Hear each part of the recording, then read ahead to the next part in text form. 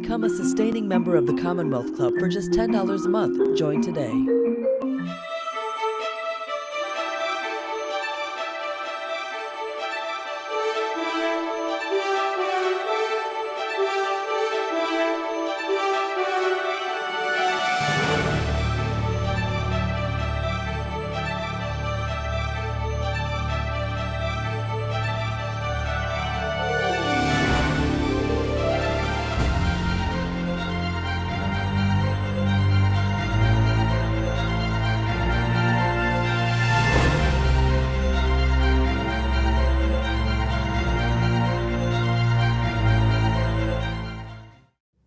Hello, everyone, and welcome to today's virtual program at the Commonwealth Club of California. My name is Ken Broad, and I'm a founding member of Jackson Square Partners and a proud supporter of the Commonwealth Club. I'm thrilled to be supporting today's program with Dr. Steven Pinker, the Johnstone Professor of Psychology at Harvard University and author of the new book, Rationality: What It Is, Why It Seems Scarce, and Why It Matters.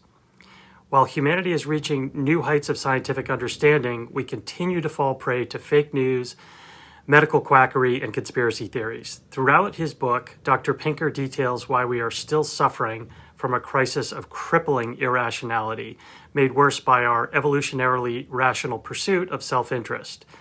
One vivid example is partisan solidarity, which manifests as my-side bias and what he calls expressive rationality. Dr. Pinker argues that a society that is collectively rational depends on objectivity and truth, and that this kind of thinking leads to better individual choices and is the ultimate driver of social justice and moral progress. Fortunately, as Dr. Pinker notes in Chapter 10, the arc of knowledge is a long one, and it bends towards rationality. Dr. Pinker is joined in conversation today by Laura Bazelon, the Philip and Muriel C. Barnett Chair in Trial Advocacy and Director of the Criminal and Juvenile Justice and Racial Justice Clinics at the University of San Francisco. Her writing has appeared in the New York Times, The Atlantic, among other publications, and her debut novel, A Good Mother, was published earlier this year. I know this will be a great hour of conversation, so please join me in welcoming Steven Pinker and Laura Bazelon to the Commonwealth Club. Thank you so much, Ken. And hello, everyone. As Ken mentioned, my name is Laura Bazelon, and I'm thrilled to be here today at the Commonwealth Club virtually with Dr. Steven Pinker to discuss his new and exciting book, Rationality: What It Is, Why It Seems Scarce, Why It Matters. Before I forget, I want to hear everyone's questions and ask them if I can. So if you're watching along with us, please put any questions you have in a text chat on YouTube, and I'll be getting to them later in the program. So thank you, Steve, for joining us. Lara, thank you for agreeing to the conversation. I'm excited. Okay, so we're going to start basic. And please don't take this as a stupid question, because I think it's actually harder than it sounds. What is rationality? That's the hardest question of all. And I believe there are no stupid questions, and certainly that one is not one. I struggled with that, of course, toward the beginning of the book, and the dictionary was of little help because it tends to define rationality in terms of reason and reason in terms of rationality, and they both come from the same Latin root, so that doesn't get us anywhere. I define it as the use of knowledge to attain a goal. Where knowledge, I borrow the standard philosopher's definition as justified true belief. And the reason that I define it as a pursuit of a goal is that you can rationally pursue a dubious goal like power or for that matter, destruction or violence, but you could take steps that get you there. And without a goal, just the ability to say true things doesn't really satisfy our conception of rationality. If you imagine some robot, or for that matter, some person who just spun out the logical implications of a statement, such as if pigs can fly, then Paris is the capital of Germany. That is a logically true statement, but it is not particularly rational to just mouth true but useless statements like that. Our intuitive conception of rationality is it's a way to get something, not necessarily something material or practical. It could be that the goal that you're trying to attain is understanding, insight, actionable knowledge, but it has, I think, to satisfy our conception of rationality, it's got to be towards something for something. Okay, so I want to jump forward to my favorite chapter, chapter 10. And as you say, it's the chapter that your readers have been waiting for. It's called What's Wrong with People? And this is where you talk about the fact that rationality is something that we've been moving towards as a society. You talk about reasons why we become more rational. And so the and yet is that at this point in our history, tens of millions of, let's just stick to the United States, Americans believe lies. And I'm not saying sort of white lies or frivolous lies. They believe ludicrous, damaging, empirically false lies. So let's just take two of them. Tens of millions of people believe that Donald Trump won the election due to massive election fraud. And tens of millions of people refuse to get vaccinated because they believe, I don't know, you can take your pick. If they take the vaccine, their testicles will shrink. If they take the vaccine, their testicles will grow very large. They will become impotent. Bill Gates can implant a chip inside their head. For whatever reason, due to all of this false belief and lies, a significant part of our population won't acknowledge our true president is Joe Biden and won't get inoculated against a deadly disease. So my question to you is, how is rationality as a way of thinking and seeing the world so powerless against this kind of thing, which you rightly, I think, call madness? Yeah, it is madness. But the reason I'm glad that you opened up our conversation by asking me to define rationality is that since rationality always is in pursuit of a goal, sometime, and the paradox is, how does a species that by some criteria has a claim to rationality believe all of this nonsense? And part of the answer is people may be using rational means to pursue a dubious end. In this case, solidarity within your group, prestige within your group, the desire to whip up outrage against other groups, and moral certitude within your own. So the part of the my side bias, perhaps the most pervasive and powerful of the cognitive biases, namely, we all tend to believe the sacred values of our coalition, our political party, our religion, in terms of the higher order goal of true statements. It may be irrational to profess these beliefs, but if you are deep in Trump country, probably if you say that Biden, at least in many circles, that Biden legitimately won the election, you could become a non-person within that social clique. So from the point of view of the goal of respect of your peers, it may be perfectly rational to say that the election was stolen. The problem is it's not rational for all of us if every clique rewards those who profess its sacred beliefs, which are, objectively speaking, false beliefs. Okay, I think this leads perfectly into the next question I want to ask you, because I want to be fair about this and say, too, that there's plenty of irrationality on the left side of the spectrum. And I think you've been one of the few brave kind of quote unquote mainstream thinkers who's been able to say the quiet part out loud, which is that this isn't something that we can just leave to a certain segment of the very far right segment of the population. So you say, for example, and of course, as an academic, this resounded with me, that universities have become in some ways impediments to the very thing that they're supposed to be teaching, which is to have their students think rationally. And you talk about the fact that unpopular speakers are drowned out or chased away, that people get fired, for example, for expressing unpopular views, and that this is happening on the left and on the right. And so I guess I want you to sort of explain to us why you think a place that's supposed to be a bastion of free speech and exchange of ideas and robust debate is actually closing itself off to those things, and rather than teaching students to be rational, sort of inculcating perhaps the reverse of that.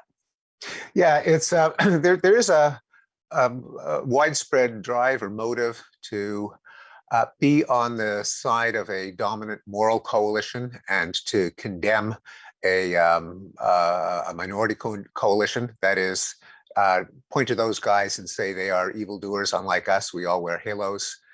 you don't want to find yourself on the wrong side of that divide. And so there can be a bandwagon or mobbing effect as people are terrified that they might be in the crosshairs of the moralizers.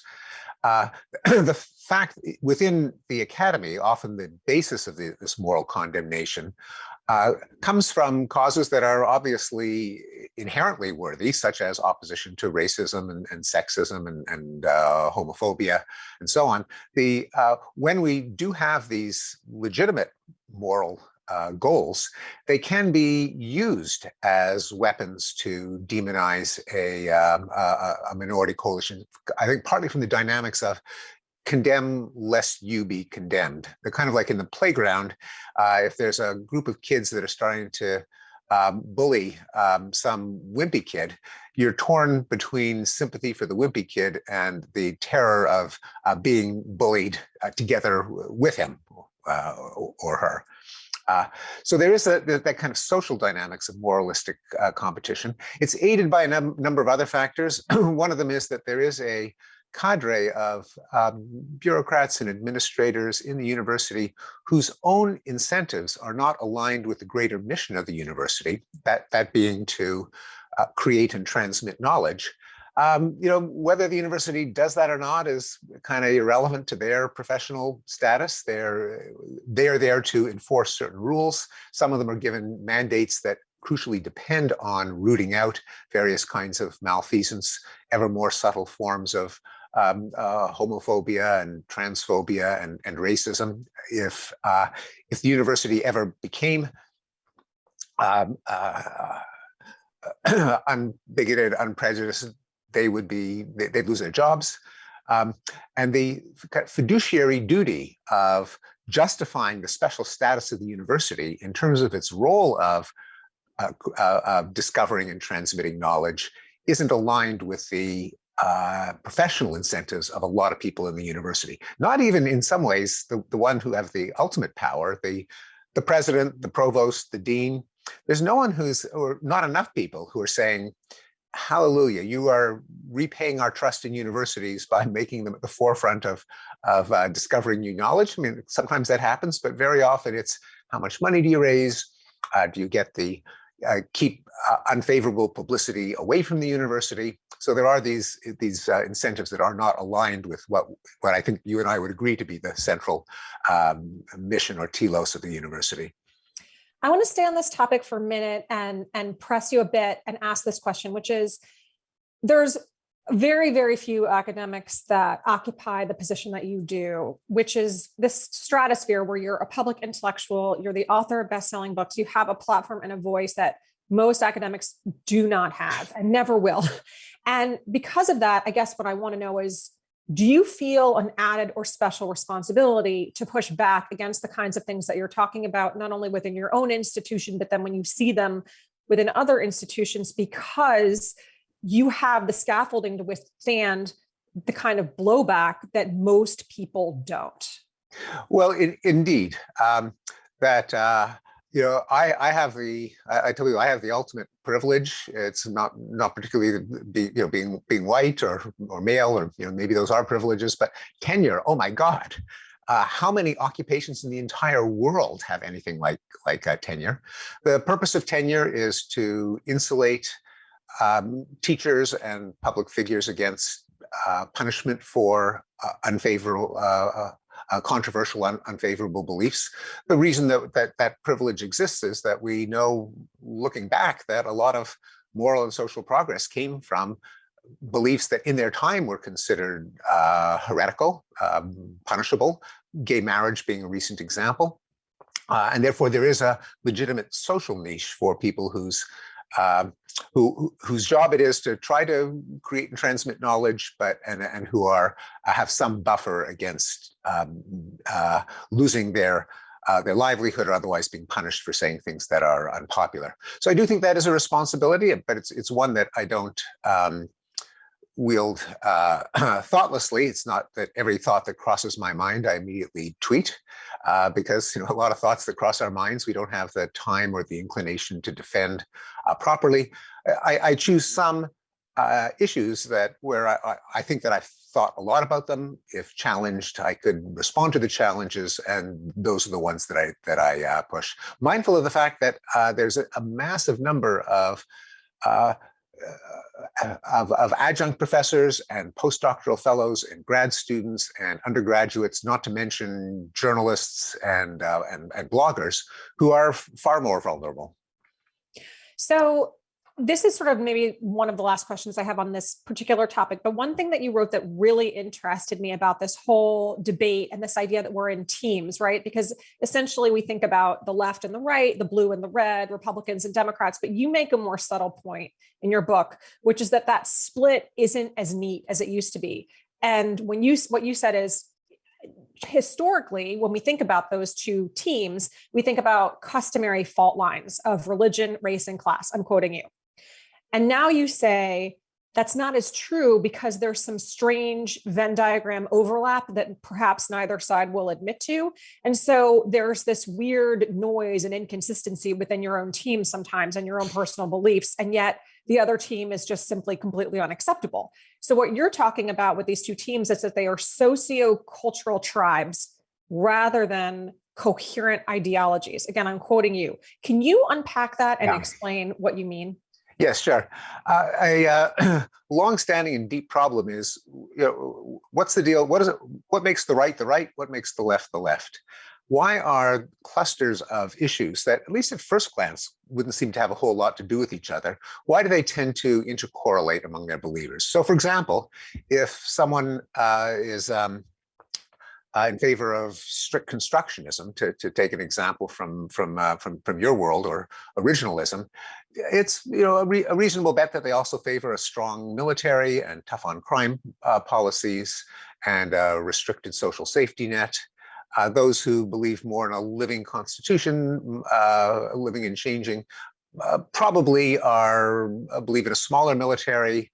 They're more likely to be perhaps pro-choice than pro-life. So the question is, why do these cohere? It's not, is there a common denominator? In my book, The Blank Slate, I tried to kind of dig out the common denominators in terms of different conceptions of human nature. And I can't claim originality. I was influenced by Thomas Sowell and other historians of ideas before him, that there is in the traditional right a kind of acknowledgement of the dark side of human nature as a permanent part of the human condition, and the need for norms and institutions to constrain it, to allow us to get along, whether it's strong military and police to deter the wrongdoing that you just expect to be a constant temptation, black lines in law because you can't trust judges to exercise wisdom, they're being only human. Whereas on the right, again, these are both somewhat caricatures. On the left, I'm sorry, there's more of a belief in a utopian vision that human nature is actually socially constructed. There is no constant human nature. We're blank slates.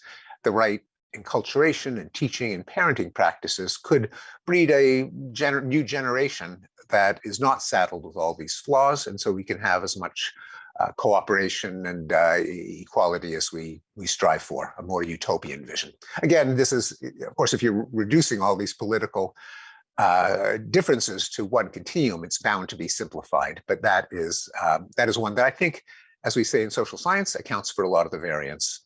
But superimposed on that distinction, and I think that does account for a lot of the variance, there is sheer tribalism. What, for perhaps historical contingent reasons, just becomes an identity badge of one side or another. And we see this happening. I mean, it's obvious when it comes to political parties, at least more so in past decades than now. The American political parties have become much more ideologically homogeneous. We have a left-wing party and a right-wing party. That wasn't true in the 60s when the Democrats had Southern segregationists like George Wallace. I like to point out that the Democratic Party in 1972 is the party of the two Georges, George McGovern and George Wallace. They both competed for the Democratic presidential nomination. There used to be this thing called liberal Republicans. I think we have the last one of them in Massachusetts, our governor. So the political parties, everyone realized, are coalitions of convenience, geographical, demographic, and so on. But even the left-right distinction, putting aside those institutions called parties, we have seen in the last few years with like mind-boggling reversals, like sympathy for Russia. Is it, yay Russia or boo Russia? Well, it used to be that the left was kind of a little bit soft on Russia and the right were the hawks. Then it kind of flipped on a dime. Likewise for immigration.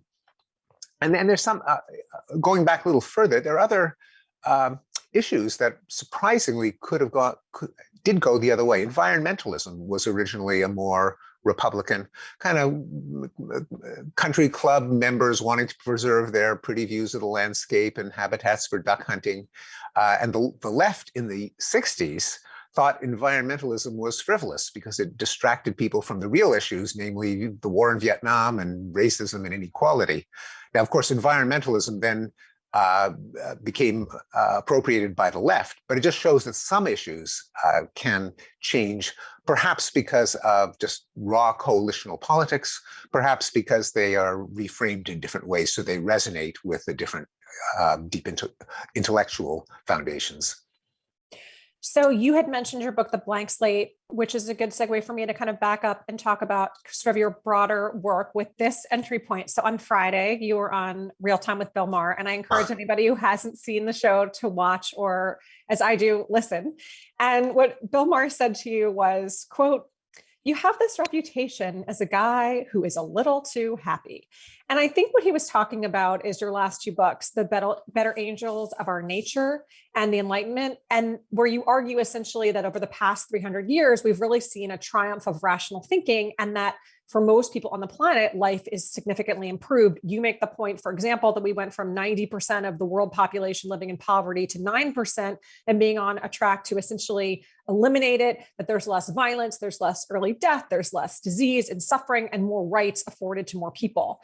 So I guess what I'm saying, kind of channeling Bill Maher, is that what do you say to people who argue that your books and the enormous amount of influence that your books has on, say, people like Bill Gates or Mark Zuckerberg, that essentially allows people like that to feel complacent and self-congratulatory in a time where we all should be feeling a real sense of political and social and medical peril? Yeah, a few things. One of those, I do have bona fides as having a rather dark view of human nature. So I'm certainly don't have a Panglossian or Pollyannish view of our own species. And The Blank Slate was a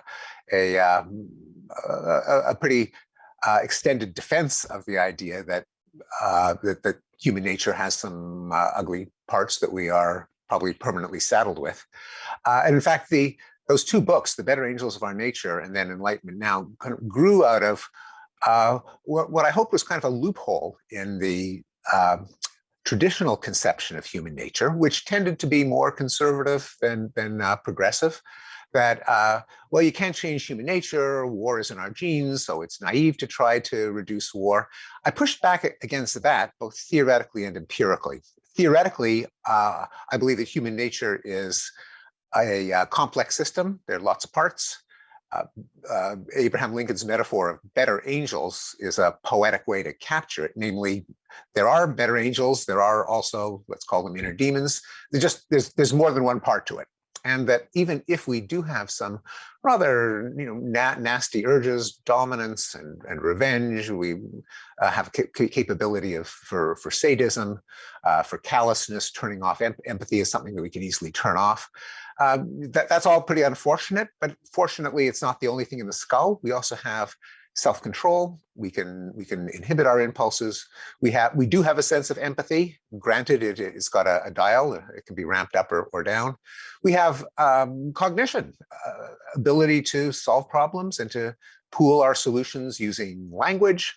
So whether what happens in a given society depends on how these different parts of human nature play out against each other. And I noted in Better Angels, and this was the seed that grew into, in The Blank Slate, this was the seed that grew into Better Angels. What I was saying is even though traditionally human nature was a kind of conservative doctrine, it doesn't have to be. And indeed, it's kind of pointless to argue whether social change is possible. For that, you just got to look to see whether it's happened. And indeed, it has happened. Slavery was abolished, and the Soviet Empire fell, and rates of personal crime had gone down over the course of history.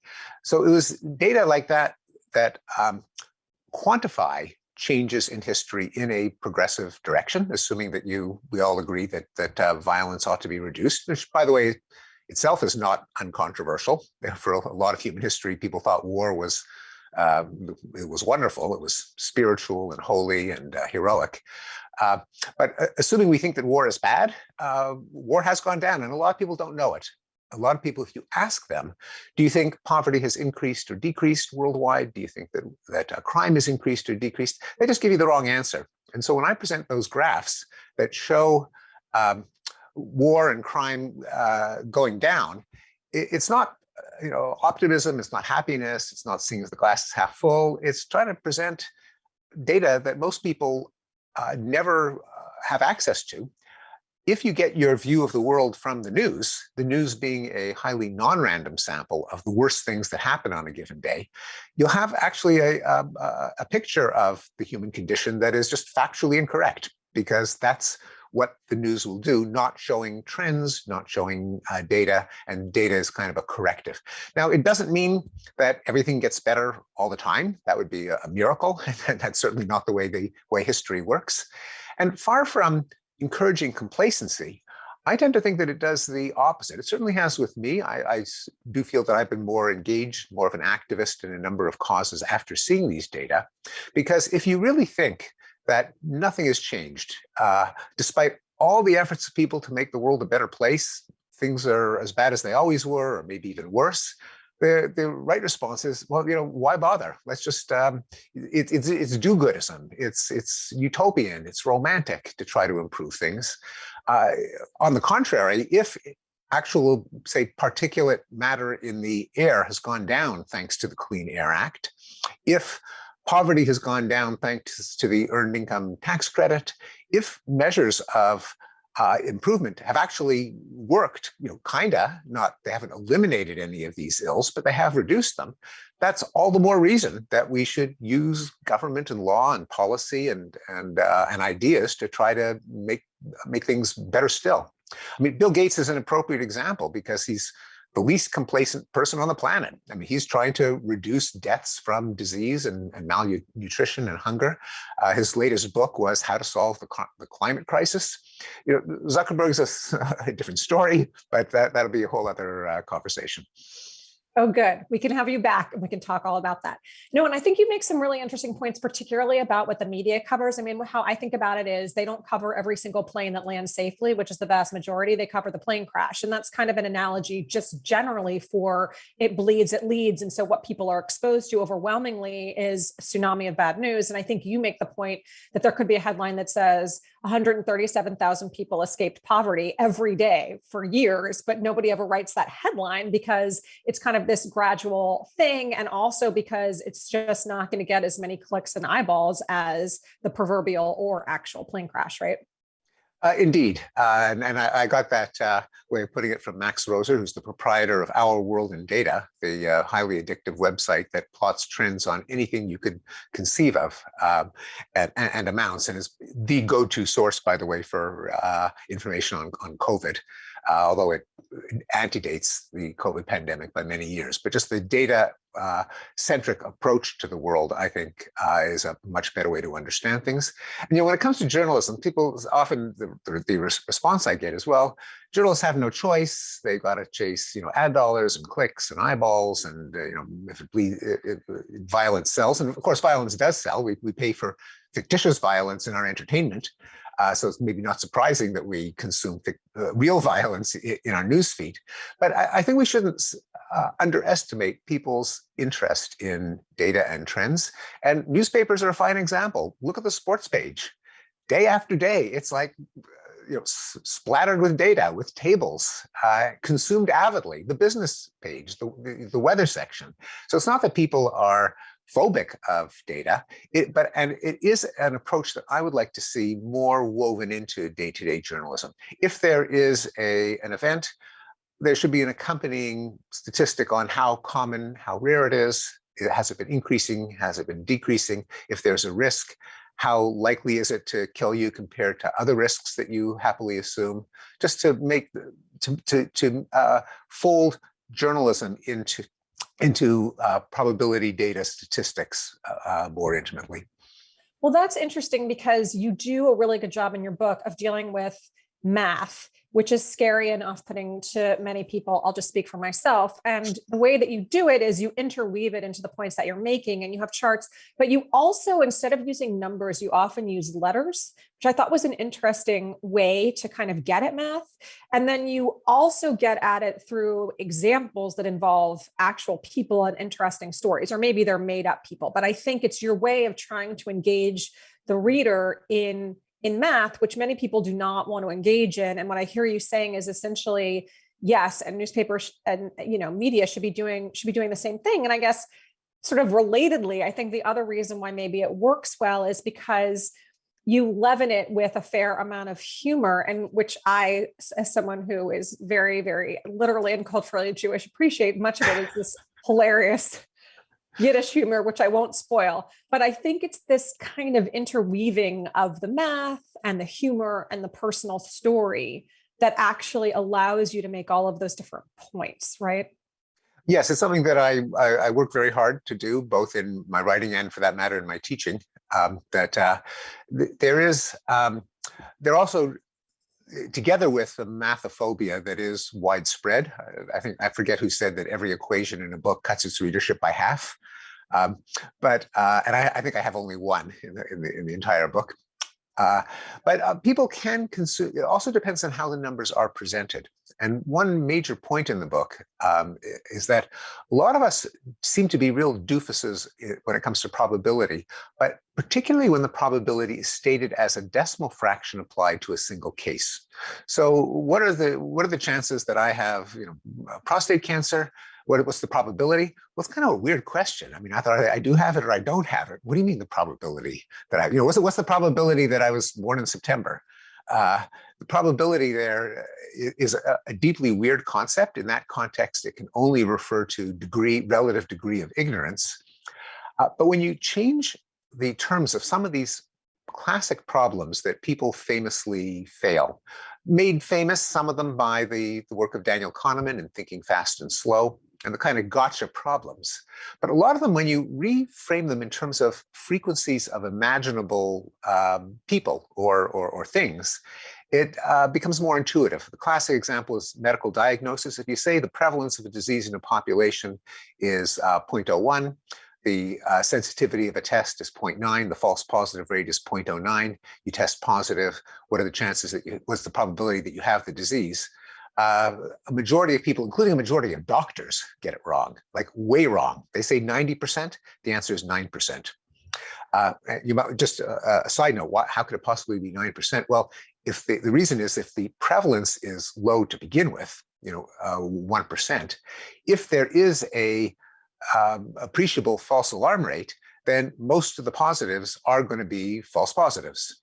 And that's something that's not so easy to dig out when the problem is presented in terms of decimal fractions applied to single cases. But if you reframe it, you take the same data and you say, imagine 1,000 people. Well, 10 of them have the disease. Of those 10 that have the disease, 9 of them will test positive. Of the 990 that don't have the disease, well, I think something on the range of 89 will test positive. A person tests positive. Of the people who test positive, how many have the disease? Well, that is much, much easier to follow. And now a majority of people get it right. So there are numbers in both cases. It's not just a question of mathophobia, but it is a question of thinking of the way in which those numbers are presented, and thinking about the way the human mind works, and assigning a decimal fraction to a probability in a single case is a recent and somewhat weird concept, but we all encounter things through our lives. We mentally keep track of how many of them go one way, how many of them go another way. That's a kind of intuitive math that all of us do master. And with a bit of cleverness in how you present numbers to people, you can get them to grasp things that otherwise might seem very unintuitive.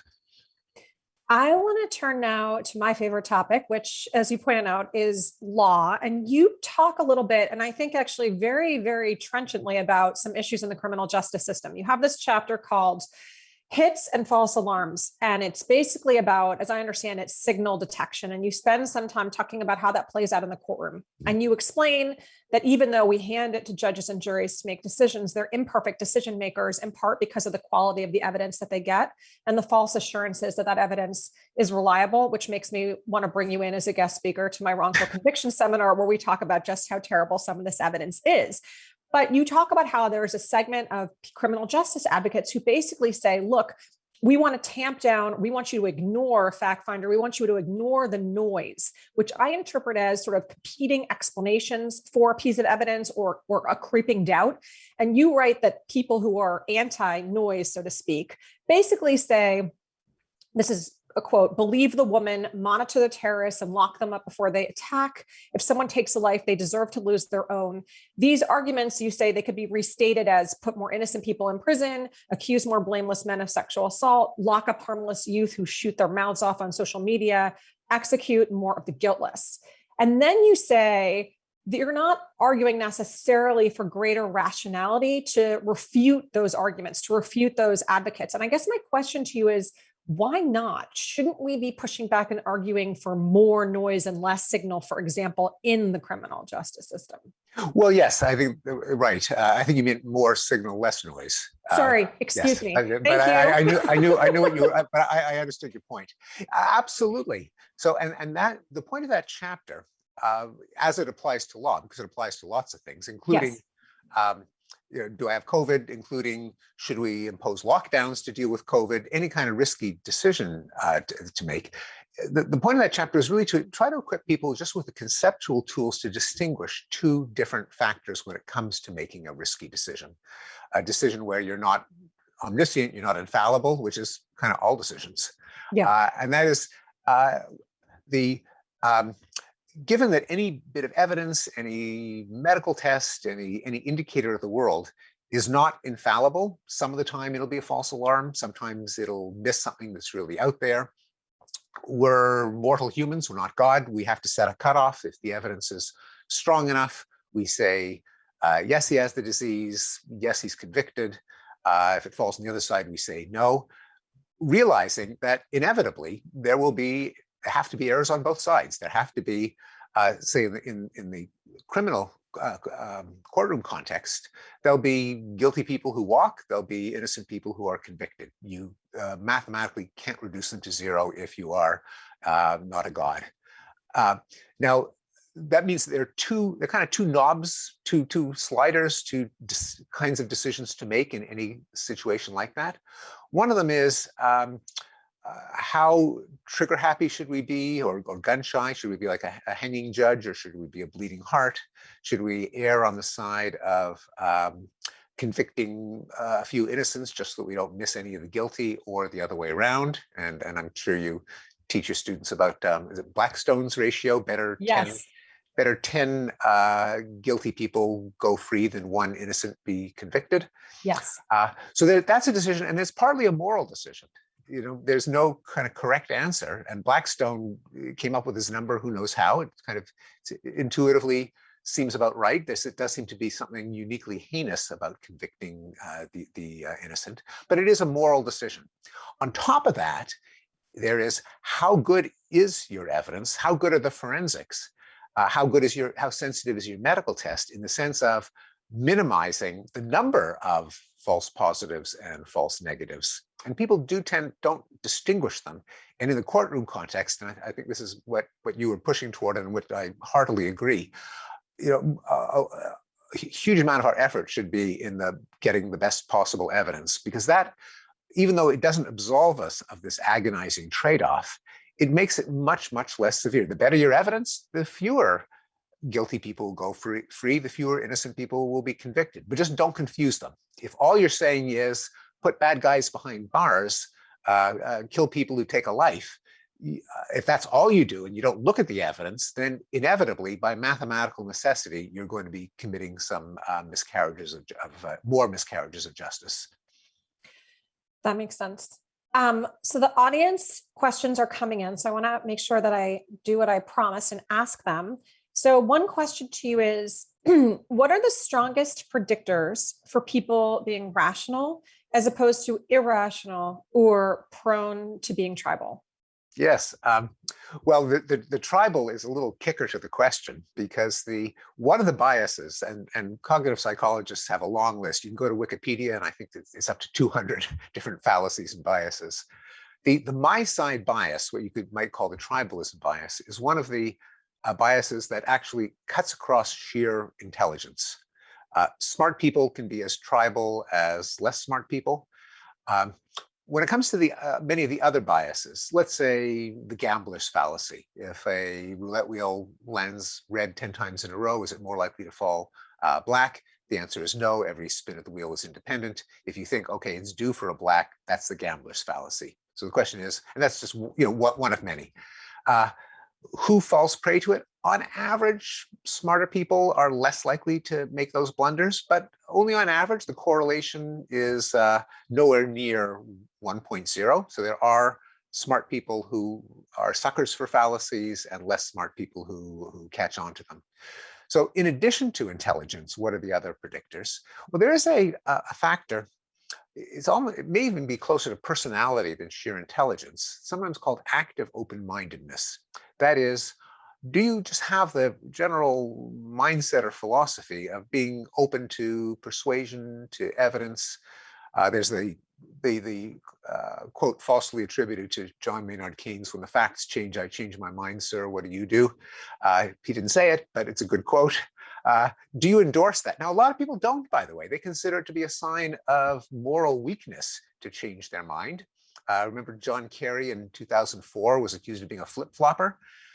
There are people who consider it a kind of integrity, of courage, to stick with their opinions no matter what the evidence is. Now, that kind of mindset, and so that the openness to active open-mindedness, you subscribe to the magazines that have the opposite politics. So if you're on the left, take a peek at the Wall Street Journal, or on the right, take a peek at the Mother Jones or the New York Times. That set of attitudes makes you more rational. Also, there's a measure that's probably closer to self-control. That is, if you go with your first gut impulse, then that in general correlates with a lot of other irrational choices, including flubbing some kind of gotcha questions. So reflectiveness, pausing, thinking things through before you give your answer also helps. I wanted to stay on that for 1 second because I'm intrigued by something. This is something that my students and I've been over and over in this wrongful convictions class, which is, and I want to ask this to you personally, how much should we trust our gut instinct? How much do you personally trust yours in decision making? I try not to. We call it a gut feeling because it does feel overwhelming from the inside, but it is probably a source of folly and error more often than not. Some cases it's all you have, and for some cases, like perceptual classifications, like do you recognize a face? Do you recognize a song? The gut is all we have to go on. It probably consists neurobiologically of the accumulation of lots and lots of probabilistic indicators as opposed to a step-by-step deduction. And there are cases where a reaction which probably reflects that aggregation, largely unconscious, of lots and lots and lots of probabilistic cues that we accumulate through our lifetimes, can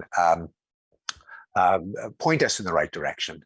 But probably even that, it's good to decide whether it's an instance in which you can trust your intuition or whether you should think twice and think deeper. Another listener asks, do you have any tips for teaching Bayesian? Bayesian, yes. Thank Bayesian. You. Okay. I used to think it was Bayesian too until I heard someone actually pronounce it. It's okay, I'm named going after to try again. the Reverend Thomas Bayes. Yeah. Okay. Bayesian. Bayesian, yeah. Do you have any tips for teaching Bayesian reasoning more effectively? And this person is asking as someone who is a professor themselves. Yes. And I actually go into it in the chapter on Bayesian reasoning called Beliefs and Evidence is the title of the chapter, because that's what Bayesian reasoning is all about. Just to take a step back for the probably majority of listeners who don't know what we're talking about. Bayes' rule or Bayes' theorem, named after the Reverend Thomas Bayes, is a way of calibrating your degree of belief in a hypothesis based on the evidence. The medical decision-making problem that we talked about a few minutes ago is a classic Bayesian problem. Namely, you've got a base rate in the population, you've got a test or a symptom. How strongly should you believe that something is true or false? And the key insight of the Reverend Bayes is that you could express degree of credence, degree of belief as a probability between 0 and 1. And when you do that, some of the mathematics of probability can be brought in. A lot of people don't realize it, but they are already familiar with Bayes' rule if they use the word priors. It's kind of a trendy word. But that's the spillover of Bayesian reasoning into everyday parlance. But now to go back to the question, how do you get people to be better Bayesians? One way is to reframe problems in terms of counts and frequencies instead of probability of a single instance. There are odds makers who will give you the probability of anything. What's the probability that Mikhail Gorbachev is the Antichrist? 1 in 8 trillion. What does that mean? And indeed, the probability of a single fact is it's not such an intuitive concept. Putting it in concrete, visualizable fractions of people helps in Bayesian reasoning. The second one is to do it graphically, and I give an example in the book of one of Tversky and Kahneman's problems, the taxi cab problem, where everyone gets it wrong. But if you have the taxi cabs as little blue and green squares, the answer just pops out at you.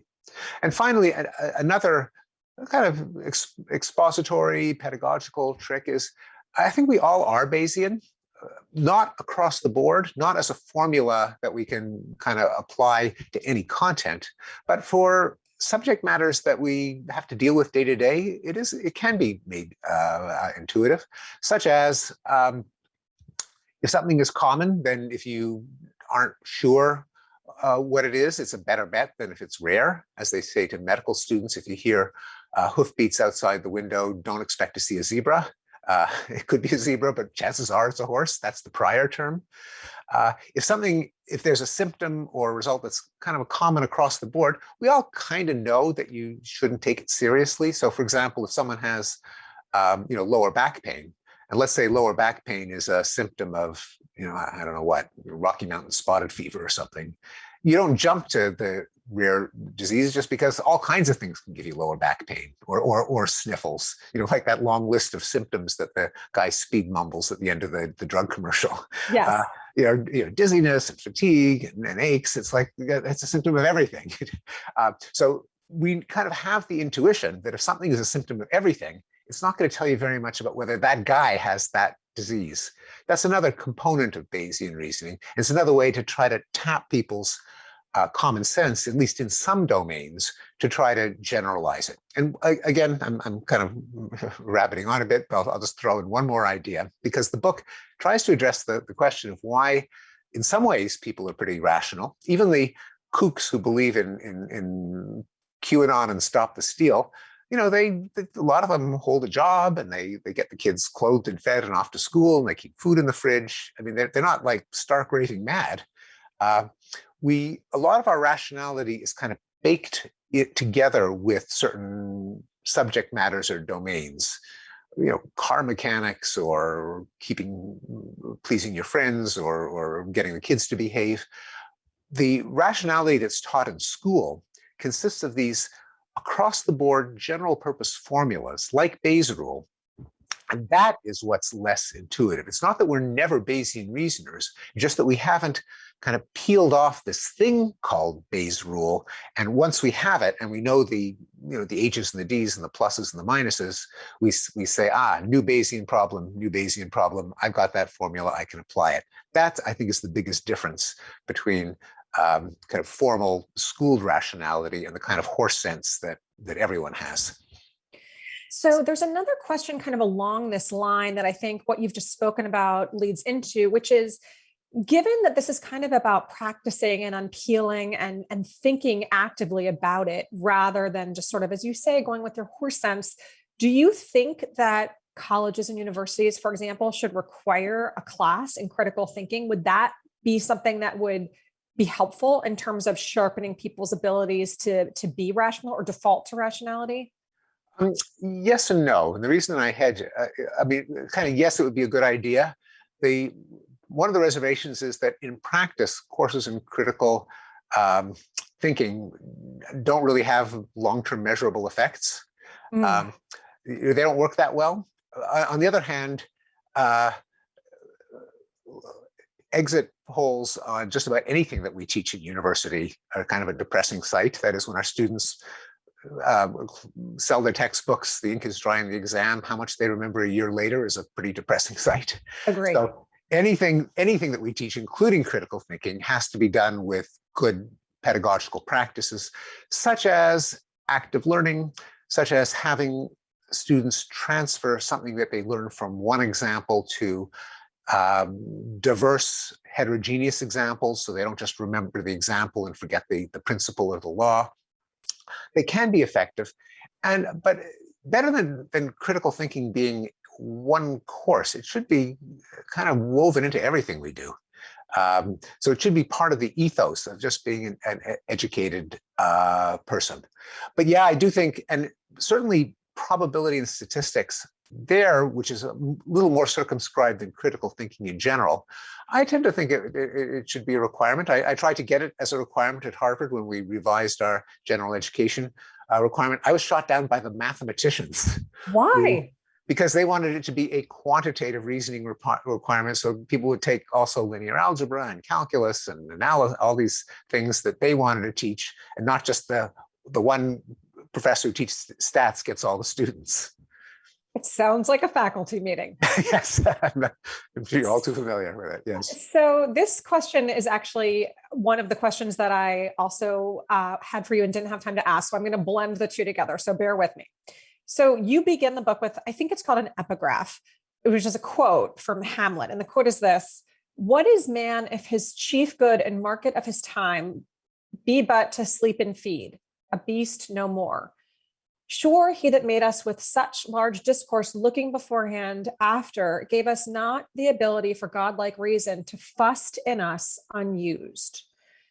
And my question, and I think the listener's question kind of blended together, was, do you think our ability to reason and be rational is, as Hamlet believes, in some way due to God? Or do you think that religion is really antithetical to rationality? Yeah, no, I don't think it's due to God, although poetically, rhetorically, God is often a way to refer to something that is bigger than any of us. So it's it's a trope. So no, I don't believe it comes from God. I don't think God would have installed all of that our conspiratorial thinking and all of the fallacies and biases that are implanted in us. I think natural selection explains those all too well compared to divine gift. Whether religion is, religion would have to be unbundled because lots of things go into religion. When it comes to literal theological beliefs, beliefs in miracles, beliefs in spirits and ghosts and afterlife, I think they are irrational in the sense that there aren't reasons to believe it. When it comes to some of the more altruistic, pro-social, artistic components of religion, the liturgy, the architecture, the communal bonds, the commitments to social action, then those components of religion can be a good thing. But just take a step back on the nature of religious belief in general, one distinction I make in the book that pertains to religious belief is that a lot of you probably reacted to my last comment that belief in miracle, in souls, afterlife, God, divine creator, to say there's no evidence for it. That I might be missing the point. That there are kinds of beliefs that people hold where the ordinary criteria for truth and falsity just don't apply. You don't believe them because they're true. You believe them because they're uplifting, empowering, entertaining. They seem to have the right moral purpose. And whether true or false is people think it's kind of pedantic or academic. And I think a lot of religious beliefs fall into that category. I do think they're irrational, but then some people would say applying rationality to them is kind of missing the point.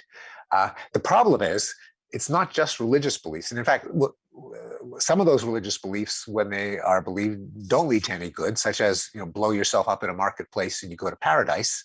That is an irrational belief that causes real harm. But there are others.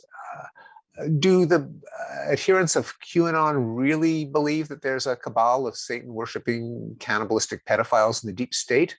Or is it the kind of belief that, well, the Democrats would be capable of it? Whether they do it or not, they could do it. That's good enough for me.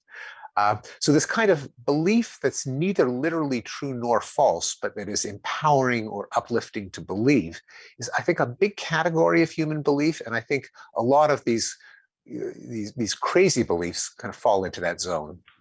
I want to get to my final question, but I will say one thing about the whole Pizzagate thing. You make the good point that if people truly believe that, perhaps they would take more direct action than leaving a negative review on the Pizza Place website. This is the final question, because it's sadly all we have time for, although you should see what the chat looks like. On the topic of moral progress, you say the first domino is a reasoned argument, even if the person making the reasoned argument is profoundly flawed. And as an example, you make a really interesting point, which is that Frederick Douglass and then later Martin Luther King Jr., they both quoted Thomas Jefferson extensively in their arguments toward abolition and also for, of course, civil rights and equal justice. And you, of course, make the point that Thomas Jefferson was a very, very flawed individual and also a slaveholder. But that the decision to invoke someone like Jefferson does not, you say, does not compromise the rationality of their arguments. It actually reinforces it. And I was wondering if you could explain that. Yeah. There's ideas have a life of their own. They're true or false, regardless of who utters them, who expresses them. 2 + 2 = 4. If a good person says it, it's true. If a bad person says it, it's true. And I think that's also true of moral arguments, such as that slavery is indefensible. That may be true even if the person uttering it is a slaveholder, as, for example, many of us here might believe that eating meat is immoral, even if we're not vegetarians. We are humans. We're flawed. We're imperfect. We're in a large measure, products of our cultural context, out the society that we live in. It means that we're not as good as we potentially could be if we conform to the mores of our social clique, but that's who we are. Still, we want to get better. We want to cure disease. We want to eliminate oppression, and we need the right ideas to do it. Often those ideas won't be expressed by angels, paragons. There probably aren't any angels or paragons. They're going to be humans who are flawed in one way or another. We have actually reached the conclusion of the program. So I want to take this time to, first of all, thank you, Dr. Steven Pinker, for joining us today. It was wonderful to talk to you about your book, Rationality, what it is, why it seems scarce, and why it matters.